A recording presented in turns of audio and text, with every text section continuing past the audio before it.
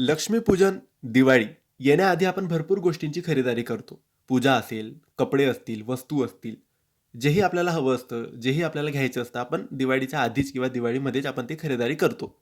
परंतु अशा काही वस्तू, अशा काही गोष्टी आहेत, ज्या फक्त लक्ष्मीपूजनाच्या दिवशी खरेदी करायच्या आणि संध्याकाळी त्या वस्तूंचे पूजन करायचे. कारण या वस्तू आपण खरेदी करून घरी आणल्या म्हणजे आपण साक्षात लक्ष्मीला घरात आणत आहोत, अशी मान्यता आहे. आता या वस्तू कोणत्या?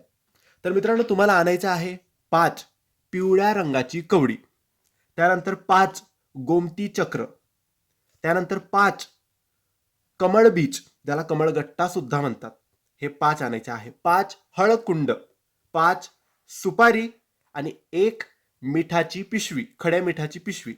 आणि त्यासोबतच तुम्ही 5 प्रकारचे धान्य सुद्धा आणायचे आहे, किंवा तुमच्या घरात असतील तर ते सुद्धा चालेल. हे सगळं व्यवस्थित रचून लक्ष्मीपूजन जिथे कराल तिथे मांडायचं आहे, तिथे रचायचं आहे आणि मग लक्ष्मीपूजन करायचं आहे. 5 पिवळ्या रंगाची कवळी, 5 गोमती चक्र, 5 कमळबीज, 5 हळकुंड, 5 सुपारी, 1 मिठाची पिशवी आणि 5 प्रकारचे धान्य. अशा रीतीने हे सगळं तुम्ही लक्ष्मीपूजनाच्या दिवशी जमवायचं आहे आणि लक्ष्मीपूजनाच्या दिवशी लक्ष्मीपूजन करताना याचे सुद्धा पूजन तुम्हाला करायचे आहे. नक्की आणा, साक्षात लक्ष्मी घरात येईल. धन्यवाद.